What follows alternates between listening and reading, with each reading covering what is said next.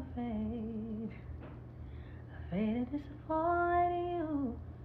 So I need to talk to you and ask you for your guidance, especially today, when my mind